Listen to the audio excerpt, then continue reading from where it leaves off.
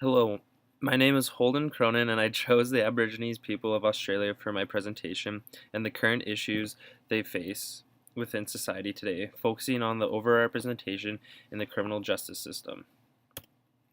My presentation will consist of an exploration of the cultural aspects and ways of living, summary and background of the Aborigines' history, discussion of the overrepresentation of Indigenous Australians in the criminal justice system, similarities between Indigenous Canadians and Australians, and then end with my conclusion. Storytelling of oral tradition informs Aboriginals' vibrant cultural life. Songs illustrate Dreamtime and other tales of the land, while dances and diagrams drawn in sand and cave walls accompany oral tales. The didgeridoo is a famous instrument in Aborigines culture used in many formal ceremonies such as sunset and funeral services. Aborigines people have a strong spiritual relationship between land and humans. They are traced back to an era long before Earth was formed.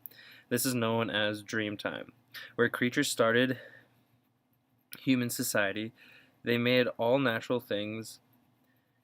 The dream creatures connected to all special places, roads, tracks, and paths, therefore having a special connection with everything natural. Belief is that their ancestors metamorphosed into nature, rocks, rivers, trees, where they remain spiritually alive. This is why Aborigines people don't see themselves separate from or on a higher level than nature rather than a part of it. They believe people are part of an area, and if that area is destroyed, they are too. Oftentimes, Aborigines would split into small hunting and gathering communities, men hunting and women doing the gathering. These groups would spend 3 hours a day hunting and gathering, and the rest of the day was used for spiritual, social, ritual, or educational ceremonies and gatherings. Everything done in groups, the happiness of an individual depended on the happiness of the group.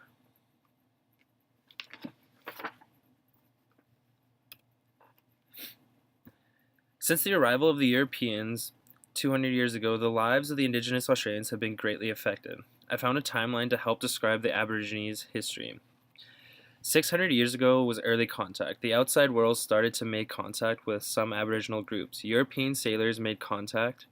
Some of it was positive for the Aboriginal people, including sharing technologies. Other aspects of this early contact had a negative impact, in particular the introduction of disease.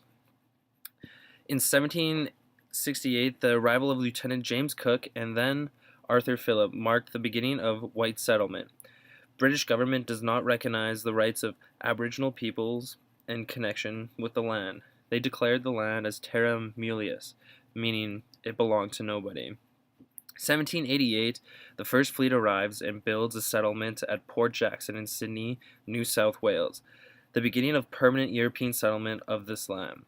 The early years are devastating for the Aboriginal people who live around Sydney Cove.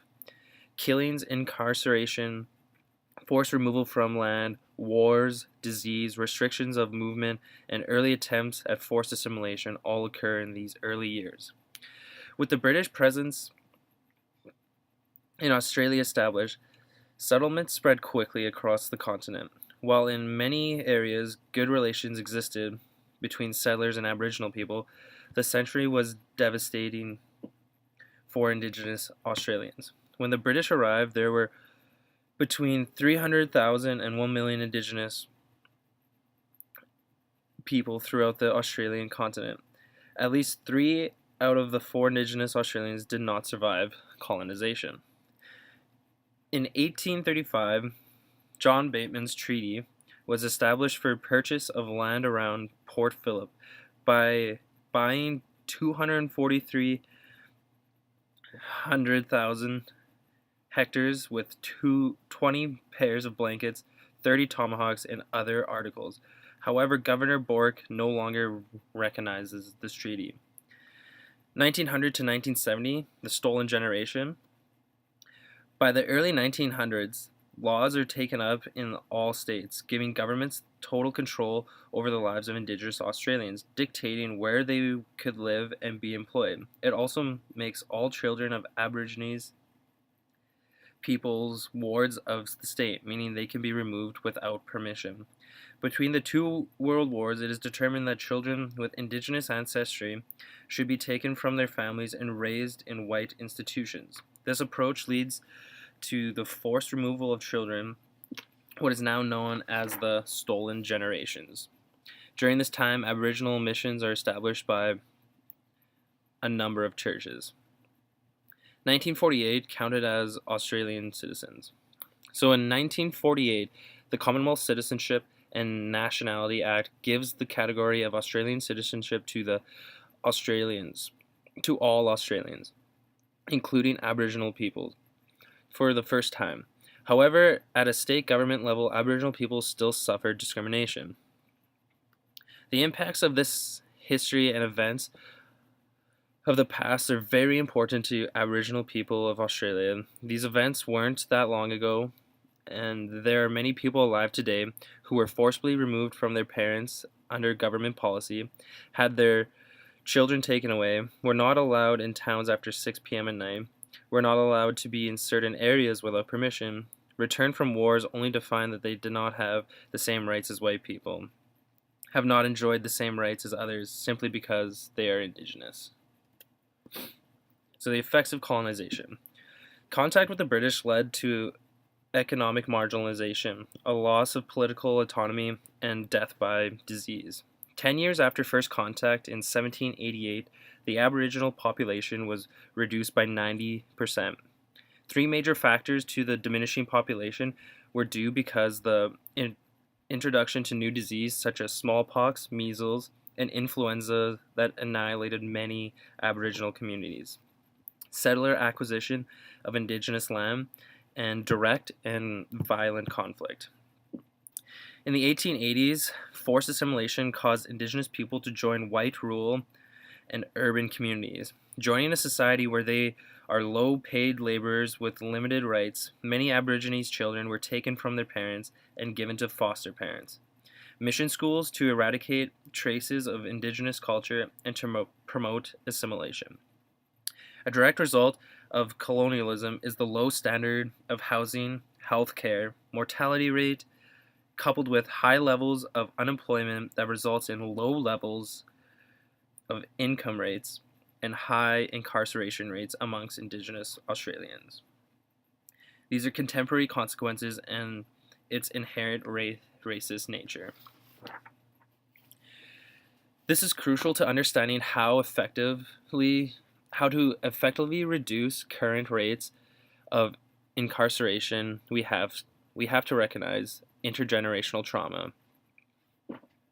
Intergenerational trauma is another significant result of colonialism. Violence, loss of culture and land, along with subsequent policies such as forced removal of children from homes, results in a higher chance to engage in self-destructive behaviors, develop lifestyle disease, and enter and remain in criminal justice system, which all in turn increases the risk of mental health issues. Youth are especially vulnerable in these cases to develop cognitive disabilities, being exposed to familial disruption. Aborigines today make up 2% of Australia's population, and only 20 Aborigines languages continue to thrive out of the 200 that used to exist before British colonialism. And although things are improving, there are still glaring inequalities between the races. Colonization has changed the way of living drastically for Aborigines. Indigenous people living in major cities in Australia have higher exposure and rate of alcoholism and violence in their life. Most Aborigines are very poor and have a very low standard of living. Aboriginal elders are attempting to change violent tendencies by taking children to one of many sacred sites and teaching them the ancient ways of their people. The educational system, which was once segregated, is now open to Aboriginal children who are encouraged to attend. However, many Aboriginal children drop out at a young age. Race attitudes are still apparent today, especially to those in the criminal justice system. Poor living conditions, equals higher infant mortality rate, suicide rate, lower life expectancy for than the rest of the population, which all ties into the overrepresentation of Indigenous people in the justice system. Through the social constraints and hardships from colonization, Aboriginal people have tried to keep their traditions and history alive, living out in rural areas.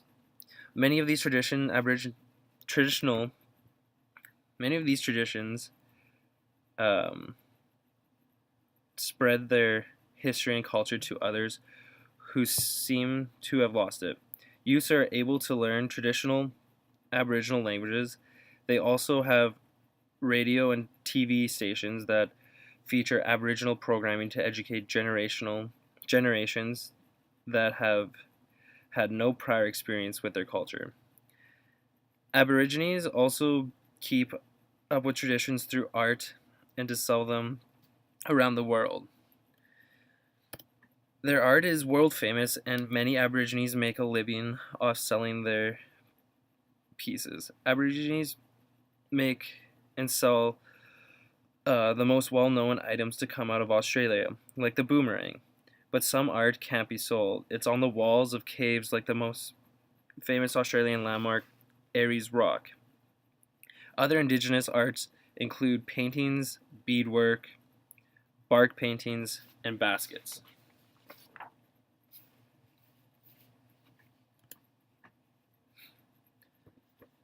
It is evident that there are significant problems within the criminal justice system pertaining to the overrepresentation of Australian Indigenous people. The underlying issues relevant to explaining the overrepresentation are racism and segregation, the disconnection amongst Indigenous and non-Indigenous, socioeconomic disadvantages, lack of sufficient support programs and systems in place, absence of self-determination, government action, and acknowledgement on issues. It is important that we understand the legacy of Australia's history, as it helps to explain the deep sense of injustice felt by Aboriginal people, their disadvantaged status, and their attitudes to non-Aboriginal people and society. The Australian history is the most important underlying issues that assist us to understand the unequal detention rates of Aboriginal people. The table exemplifies the inequality of Indigenous people and the struggles they still deal with from early colonialism. It's clear that there is a disproportion when evaluating and comparing the statistics in this graph. The Indigenous population is at a clear disadvantage within society.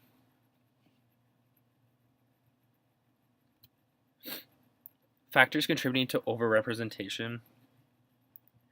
The substantial factors related to overrepresentation of Indigenous people in the criminal justice system of Australia include offending patterns, impact of policy, legislation, particularly the impact of laws giving rise to indirect discrimination, factors in legal decision making, for example, bail conditions and absence of sentencing options, cultural differences, roles of Aboriginal English, child rearing practices, vulnerability during police questioning, along with Western understanding of crime, are rarely questioned, resulting in a neo-colonial perspective of understanding Aborigines' criminality, with only particular acts being considered criminal. Impact of policies, forced removal of children, creation of missions and mass displacement. Furthermore, the development of new policy to reduce offending can often fail to understand the complexity of remote communities, thus neglecting the existence of deep colonial history and therefore result in creation of superficial, hollow solutions.